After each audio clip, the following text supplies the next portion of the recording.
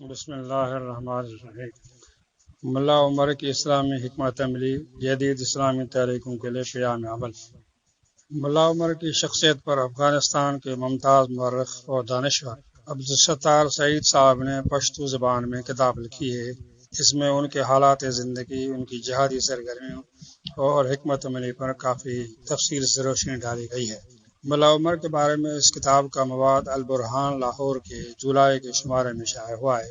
اس کتاب سے ملا عمر کی شخصیت کا جو اہم پہلو اجاگر ہوتا ہے وہ یہ ہے کہ وہ مجاہد ہونے کے ساتھ ساتھ صوفی بھی تھے۔ صوفی بھی ایسے کہ وقت کا بیشتر حصہ مراقبہ میں صرف کرتے تھے۔ اس سلسلے میں ملا عمر کے خادم اور ساتھی عبدالجبار عمری جو 13 سال روپوشی کی ان کی زندگی میں ان کے ساتھ رہے اور ان کی خدمت کی، ان کا کہنا ہے کہ امیر المومنین ملا عمر فجر کی نماز کی ادائیگی کے بعد اپنے پرانے معمول کے مطابق خفی ذکر کرتے تھے، یعنی مراقبہ کرتے تھے۔ وہ مزید کہتے ہیں کہ امیر المومنین کی زندگی کے اس 13 سالہ دور میں نے ان میں کچھ ایسی خصوصیات دیکھی کہ اگر بیان کروں تو شاید بہت سے لوگ یقین نہ کریں۔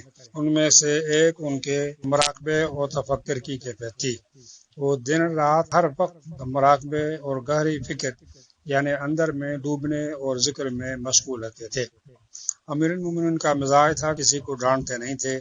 ایک دن جب مغرب کی اذان ہو رہی تھی، میں ان کے کمرے میں آیا۔ وہ مراقبے کی حالت میں تھے۔ میرا خیال تھا کہ وہ سوئے ہوئے ہیں۔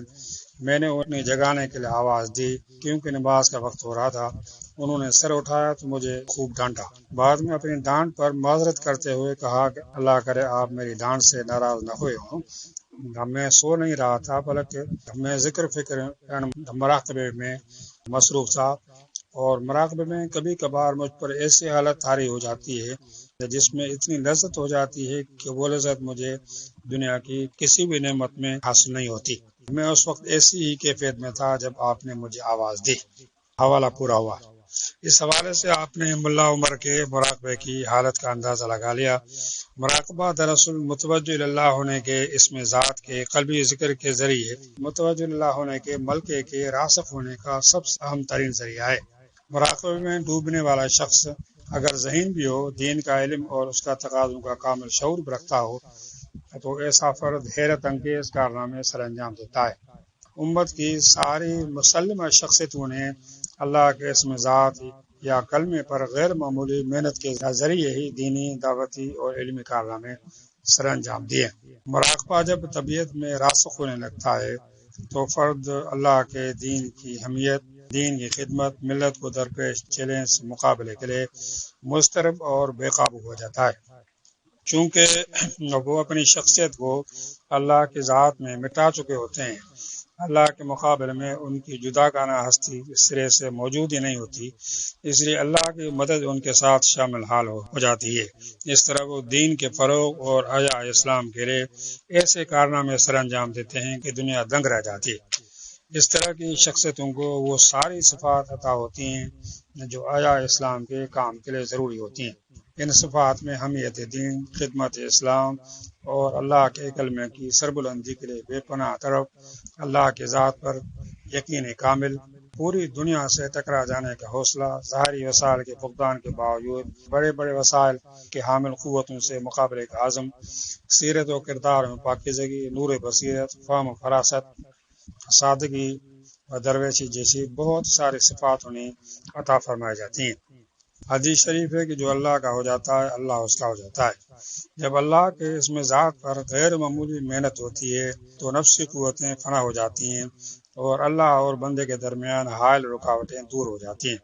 اس طرح کی شخصیت جب آیا اسلام کا کام ہاتھ میں لیتی ہے تو ان کے ساتھ غیبی مدد شامل حال ہو جاتی ہے۔ اس دور میں بدقسمتی سے غلط فہمی یا اقلیت پسندی کی وجہ سے اسلامی تحریکوں نے اللہ کے ذکر کے ذریعے اپنی شخصیتوں کے طلسم کو توڑنے کام سے نہ صرف غفلت برتی بلکہ تصوف، روحانیت، تزکیہ نفس اور ذکر کے غیر معمولی مجاہدوں کے کام کو غیر ضرور قرار دیا اور اپنے کارکنوں میں ذکر فکر کے مزاج کو مستحکم کرنے کے کام سے دوری کی روش اختیار کی۔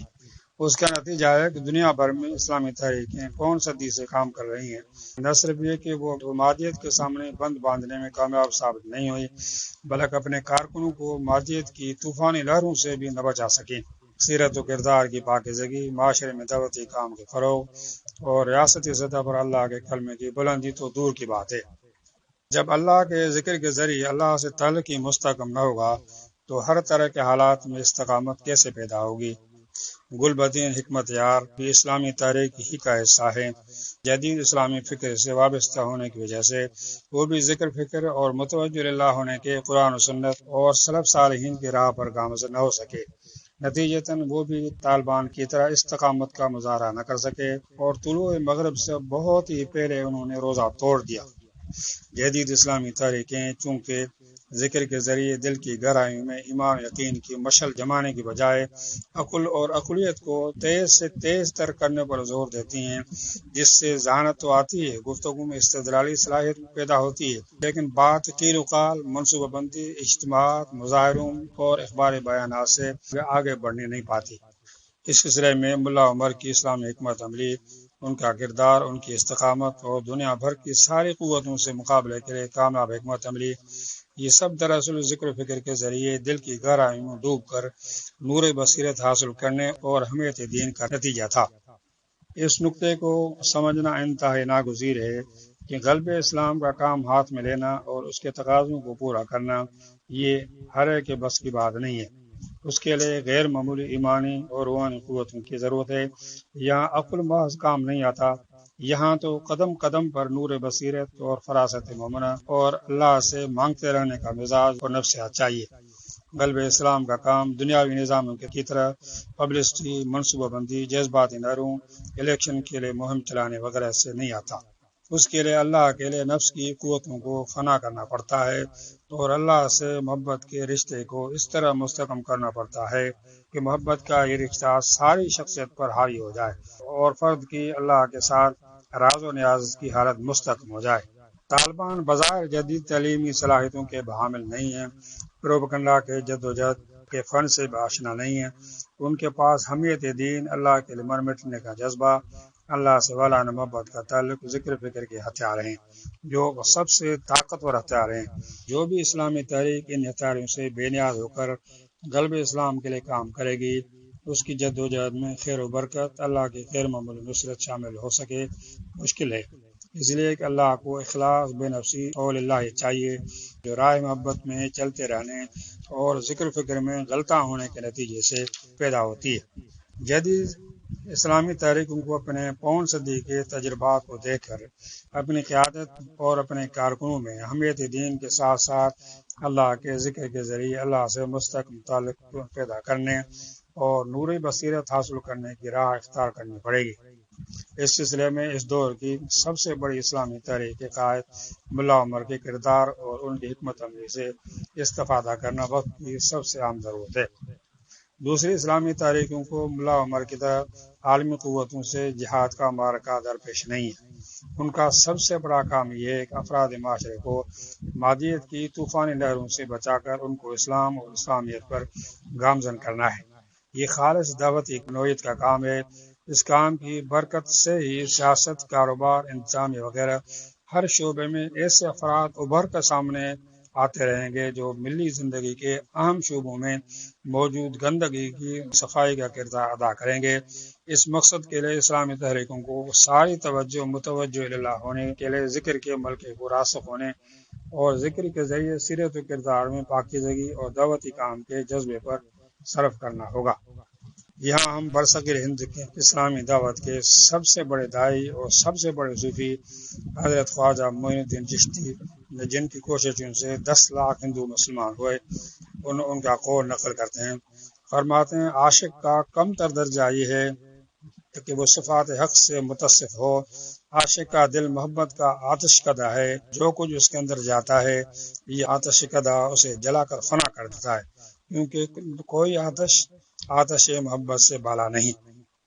غلب دین، احیاء اسلام اور اللہ کے کلمے کی سربلندی کا کام اوصاف حمیدہ کے ذریعے لوگوں کو اپنے ساتھ ملا کر ان کی اخلاقی اور روحانی تربیت کر کے ان کے ذریعے سے باطل سے صفارہ ہونے کا کام ہے۔ یہ کام ایسا ہے جو نفسی قوتوں کو آتش عشق میں جلانے سے تعلق رکھتا ہے۔ اس کے بغیر اوصاف حمیدہ، اخلاق حسنہ اور نور بصیرت پیدا نہیں ہوتا۔ نفس کی علائشوں کی موجودگی میں نہ اللہ ملتا ہے، نہ اللہ کے دین کی مخلصانہ طور پر خدمت کی سعادت عطا ہوتی ہے، اور نہ ہی اللہ کی غیر معمولی نصرت شامل ہوتی ہے۔ اسلامی تحریکیں تصوف، رائے سلوک، روحانیت اور ذکر فکر کے بغیر معاشرے میں اپنا مقام پیدا کر سکیں اور غلب اسلام کے کام میں پیش قدمی کر سکیں، امت کی پوری تاریخ بتاتی ہے کہ ایسا ہونا ممکن نہیں ہے۔ اس لیے جدید اسلامی تحریکوں کو 5 صدی کے تجربات اور تحریک طالبان سے استفادہ کرتے ہوئے اپنے اہداف اور اپنی حکمت عملی میں تبدیلی کرنی پڑے گی۔ دوسری صورت میں غلب دین اور معاشرے کی اسلامی نقطہ نگاہ سے تعمیر کے کام کے سلسلے میں وہ کوئی بڑا کردار ادا نہ کر سکیں گی۔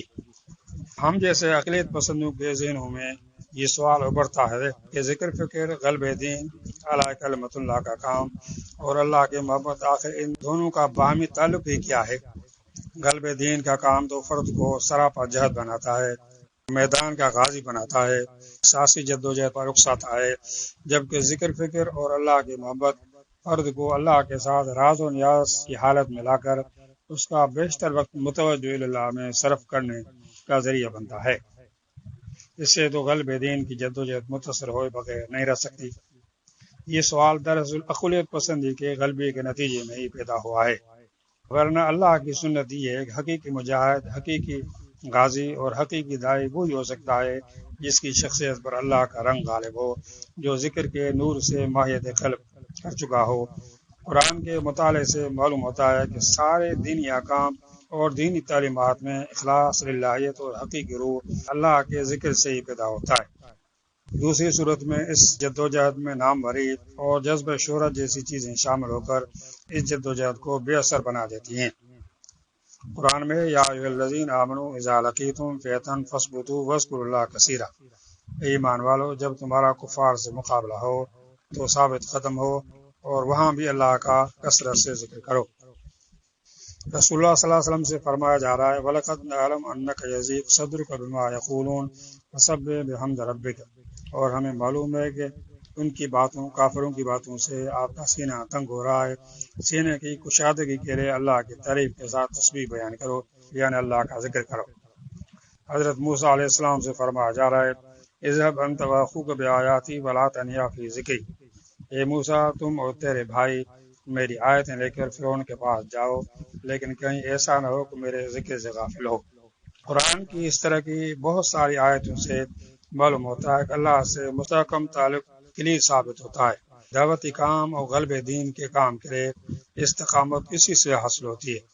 ملا عمر کے ذکر فکر کے حوالے سے یہ تفصیل اس لیے بیان کی گئی تاکہ اسلامی تحریکیں اپنی حکمت عملی پر اثر نہ غور فکر کر کے 5 صدی کی پرانی لائن پر نظر ثانی کریں اور اپنے نظام تربیت میں ذکر و فکر اور اللہ کی محبت کے کام کو نصب العینی کام کی حیثیت سے شامل کریں اور کارکنوں کی تربیت میں اس کو پیش نظر رکھیں۔ یقین سے کہا جا سکتا ہے کہ ایسا کرنے سے اسلامی تحریکوں کی کارکردگی اور معاشرے پر اس کے اثرات پر کئی 100 گنا زیادہ اضافہ ہوگا۔ نیز جو کارکن طویل عرصے کی سیاسی جدوجہد میں ناکامی کی وجہ سے شدید تھکن اور جمود کا شکار ہیں، ان میں ایمان، یقین اور ہمت حوصلے کی نئی قوت پیدا ہو جائے گی۔ وآخر دعوانا ان الحمد للہ رب العالمین۔